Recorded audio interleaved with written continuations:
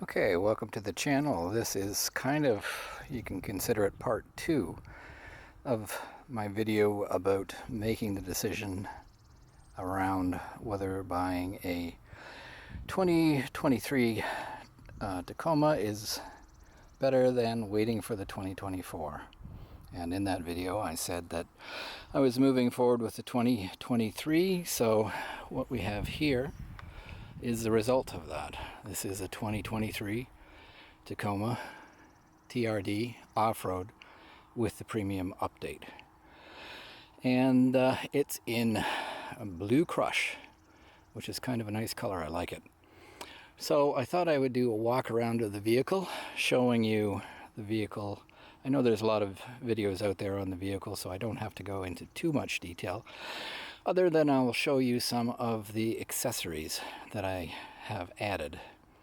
So we're starting off here at the front, and you can tell that it is the off-road version because the decorative hood scoop is gone, and the black bumper highlights and the black wheel well covers as opposed to matching the body color. So that is how you can tell this this vehicle is the off-road version. And let's move into get the first accessory that I've put on, and I don't know if it's going to really show up that well, but what I had them add is a plastic film, which comes down to, I can feel it right there, that far on the truck, and that is to protect it from stone chips. I've had the plastic guard that mounts on the front of the truck.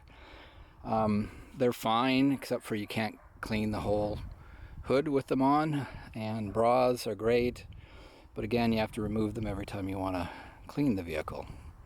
So in this case, my previous vehicle, which is a RAV4, I used this plastic film from Toyota, and after 4.5 years there are no stone chips on the front, so I'm hoping I will get that type of performance from this product.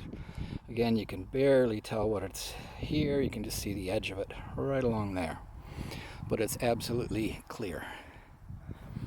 So sorry about the bugs on the front, but I've been using this truck, so that is why. The next accessory that I added was the Predator step bars. Now, I don't particularly need them, but I do have someone in the family who is about 5 foot 1 inches tall, and they find them very helpful getting in. I actually bought them after watching a guy's video where he installed them himself, and then he showed before and after with himself and his wife getting into the vehicle, and his wife is about 5 foot 2, and you could tell that it was much easier for her to get in and out with the Predator side steps. Now, there's all kinds of other ones, but I basically did some negotiating when I bought the truck to get these at a very good price directly from Toyota, and they put them on for free. All right, so then moving back, you'll notice the other thing that I bought is not there because it's on back order, but I got a tunnel cover for it. So it will eventually be on the truck, and I definitely wanted that for the vehicle. The other item that I've bought myself and added is a floor mat. So this is a Tacoma branded floor mat, and I wanted it because I'm in a cold climate, and in the wintertime, if we get snow or even some rain in the back, and when I have the bed exposed, it could become very slippery. So there's a soft open tailgate, and you can see the tunnel cover there, plus a tape gun that I covered the license plates with. So you get the standard plugs for power back here. Oops. And it does have a limitation on what you can plug into it. There's a good video where an individual went through and used all kinds of different products on it, and you could see the ones that basically trip the breaker in the truck, so that there's a button in the truck you push to activate it, You get more wattage if it's running as opposed to being on battery, but he found that the stated value on the power, which I think is like 400 watts if you got the truck on, and only 100 watts if you're running off the battery. So if you're planning on running anything out of that, check the wattage on it, because it will not support anything above what it has. And then of course next to it is a little door. I'll probably put some bungees in there for later on use. But we'll move around the truck. Again, I really like this blue. I am shooting this in the shade, mainly because it's hard to see the camera screen in the bright sunlight that we're experiencing. There's the rims on the off-road, and you get Goodyear Wrangler tires. So we'll go here and into the back, and I do have the seat propped up so I can show you the little storage component or compartment here that you can access. And of course there's a jack and the tools. Basically there's a jack handle that you use to pump up the jack, and then there's a couple of long extension arms that you put together in the shape of a T for when you need the spare tire, which is directly under the bed. And if you put it in that hole and push it, there's a little space at the end goes into, and then you basically crank it. Of course, here's your covers for your power for your trailer. I don't currently have a trailer, but it's nice to have those all there and in place. So the next accessory that I bought, I guess you can see, sorry, before I jump to that, you can see here one of the upgrades of the premium package is leather seats, and in the front they're heated. So again, being in a cold climate, I've had vehicles with no heated seats. You love heated seats if you're in a cold climate. It's nice to have toasted buns in the morning when you go into the vehicle, or very quickly warming up your bum once you get started. Okay, so the next accessories I bought really don't have much to do with the truck itself per se, but they are security related. So you have a box and you have a pouch, and they're called Faraday box and a Faraday pouch.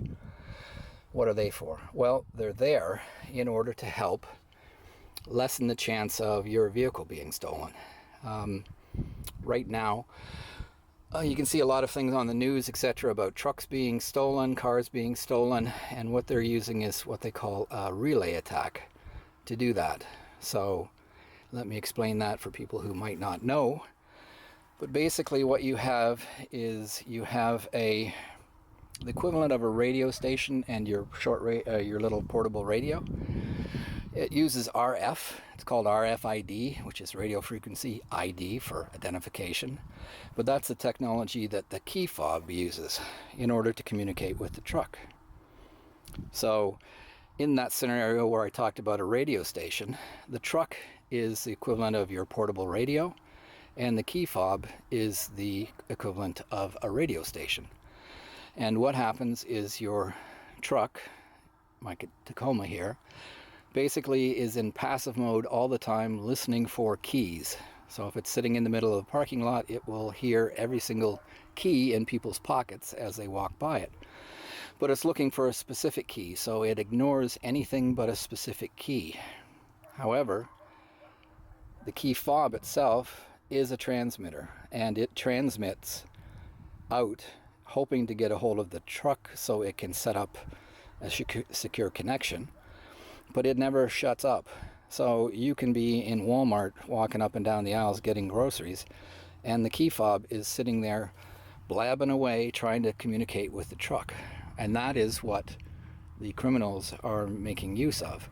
What they want to do is extend the range of your key so that they could, in theory, walk up next to you. Now, this isn't something that happens, but they walk up next to you. They have a device that captures your key yapping away, and then they relay it, they amplify it, relay it to a criminal out by your vehicle who has another device, and he transmits it to the truck, and the truck thinks there's somebody standing there with a key. So at that point, it will unlock the doors, or allow the doors to be unlocked and the vehicle to be started. Because if you didn't know, you don't need the key to actually unlock the doors. You just have to be having someone with the key close enough that it can communicate, the key that is, to the truck, and they do a little security handshake, and then they set up a bit of a link. And once the truck is satisfied that it's talking to a legit key, it tells the doors and the ignition, yeah, go ahead. You can work if somebody sticks their hand in it for the door, and you can start if somebody pushes the button.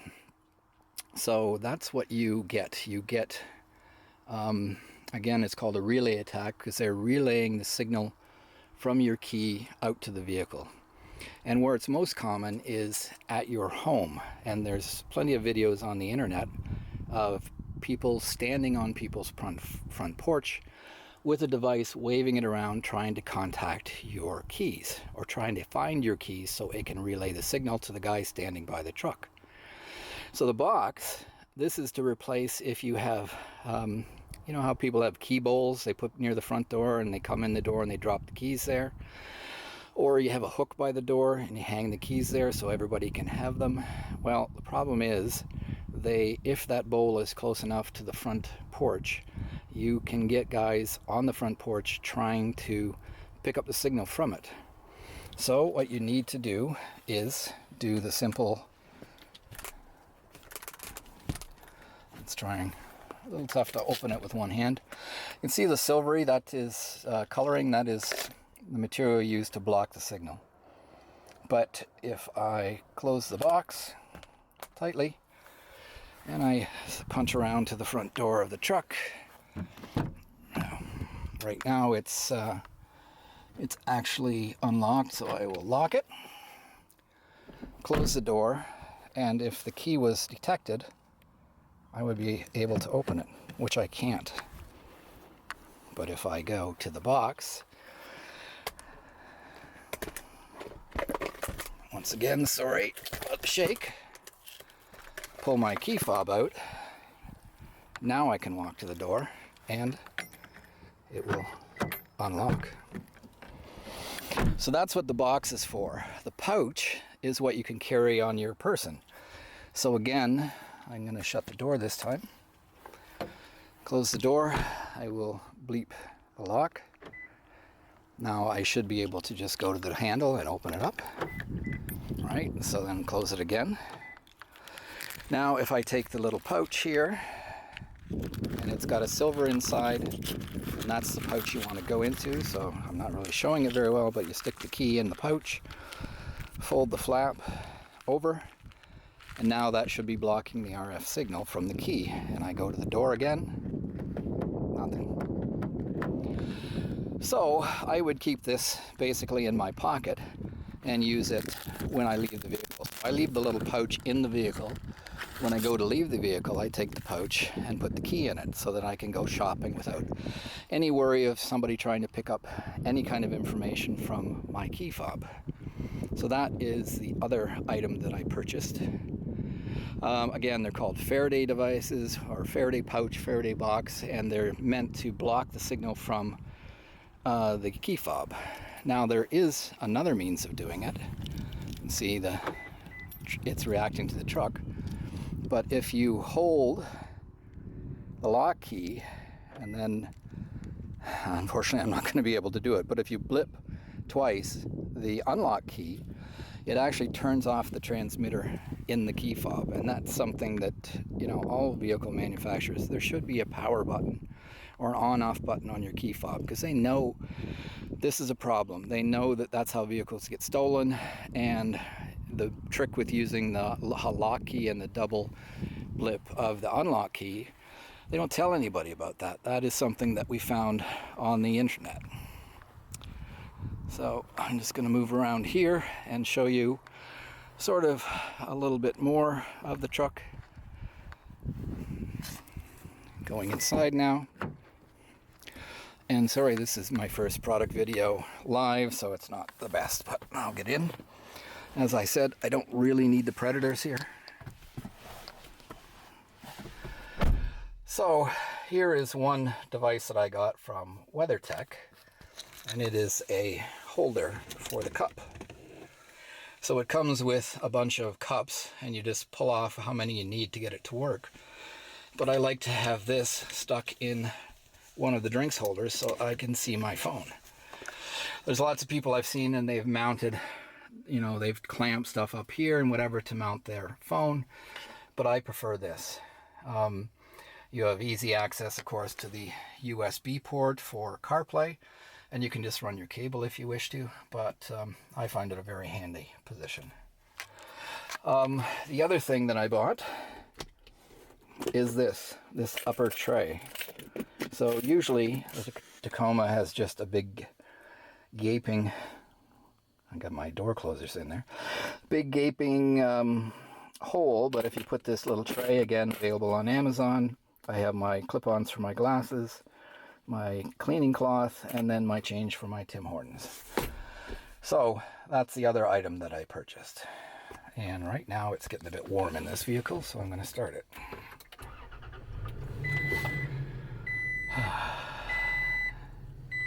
So you get the standard startup screen for the Tacoma.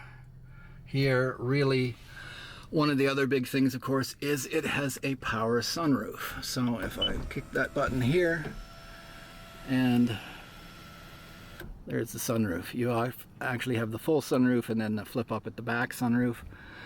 Oh, that's nice. But even with the sunroof in it, which cuts down on headroom, I'm 5'10". I have about that much space between my head and the top of the truck, so I don't find it any problem. The way I have the seat set anyways with headroom, and yeah, I find it more than worth it to have a nice sunroof. There's the buttons on for the heated seats, and you get like 1, 2, 3 levels of heated seat.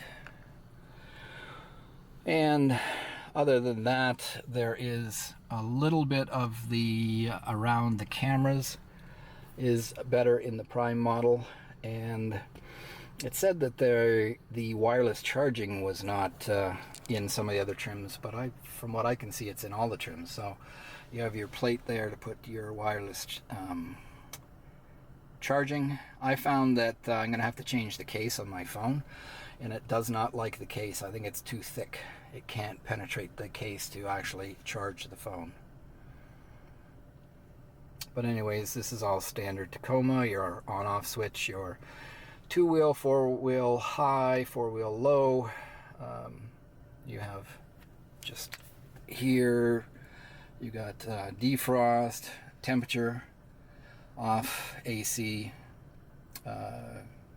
This is for fog or defrosting. The dials, temperature, you can set it to auto. I'll set it to auto, and then I've got it on sync, so both sides are the same. Going to use the same temperature. This is a standard Tacoma screen. I don't think there's anything that's unique to it in the premium trim. Just let me turn down the fan so it's not as noisy. And it's a standard standard screen with home, menu where you do all your settings. I have my iPhone set up on it as my only, and yeah, Bluetooth, it's going to play off my phone. Select your source. USB is if I'm using CarPlay and I connect directly to it. The truck does have its own maps built in. It doesn't need the phones. My RAV actually did not have internal maps, and I had to use the maps on the phone, which meant it used the phone's data plan, and I didn't really like that. So I'm glad to see this is returned at least to this vehicle. And yeah, that is that.